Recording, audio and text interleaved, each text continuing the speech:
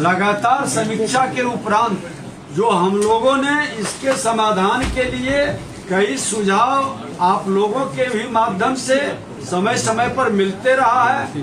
हमारे माननीय सदस्यों का और आम लोगों का भी आवेदन महाअभियान के माध्यम से लगभग इन्होंने जो आवेदन 46 लाख मंगवाए थे उसमें भी समाधान हो रहा है। 12 लाख के लगभग का अपलोडिंग हुआ है। पहला दाखिल खारिज और परिमार्जन, दाखिल खारिज परिमार्जन में जो देरी हो रहा है जिससे असंतोष बढ़ता है। हमने स्पष्ट शब्दों में कहा है कि हमारी पहली प्राथमिकता दाखिल खारिज और परिमार्जन होगा और इसके अंदर हमारे राजस्व कर्मचारी हो, अंचलाधिकारी हो, डीसीएलआर हो, एडीएम हो या समाहर्ता हो या कमिश्नरी स्तर पर जो सुनवाई होती है, इन सब की समीक्षा साप्ताहिक होगी और कितने शिकायतों का डिस्पोजल हुआ है इसकी भी समीक्षा होगी। समयबद्ध निष्पादन के हमने कड़े निर्देश दिए हैं और जो हमारा परिमार्जन प्लस पोर्टल पर आवेदन निष्पादन का हम समीक्षा भी करेंगे और हमने साफ निर्देशित किया है सभी लोगों को कि अनावश्यक रिजेक्ट करने का मानसिकता त्यागे। फील्ड स्तर के अधिकारियों द्वारा बिना कारण रिजेक्ट या रेफर किए जाने की प्रवृत्ति पर हमने रोक लगाई है। अगर जो वह रिजेक्ट या रेफर करते हैं तो उसका पूरा कारण लिखेंगे और उसकी समीक्षा उनके ऊपर के एक स्तर के पदाधिकारी निश्चित तौर पर करेंगे और सूची के आधार पर विशेष समीक्षा की व्यवस्था। इसमें विशेष तौर पर बहुत सारे बिन विवाद के भी आवेदन पर परिवाद डाल देते हैं।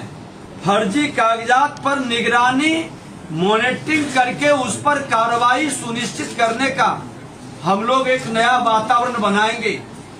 जो लोग फर्जी कागजात डालते हैं और लंबे समय तक माननीय न्यायालय या हमारे सक्षम जो पदाधिकारी के अदालत के अंदर सुनवाई होती है उसका समय बर्बाद करते हैं, ऐसे लोगों पर कड़ी कार्रवाई सुनिश्चित हम लोग करेंगे। एक टीम हम लोग बना रहे हैं उड़नदस्ता टाइप का, जो फर्जी दस्तावेज लंबित परिमार्जन अनावश्यक लंबित दाखिल खारिज आवेदनों की जांच रैंडम करेंगे ताकि इस तरह के प्रवृत्ति अनावश्यक कोई इसमें विलंब करना चाहे तो वो वातावरण को हम कम कर सकें और संबंधित पीड़ित पक्ष से मिलकर भी उनका पक्ष सुनने का हम लोग अभियान चलाएंगे। हमारा प्रयास है कि मार्च तक एक बार ये सारे विषय को हम धरातल पर पूरी तरह से उतारेंगे।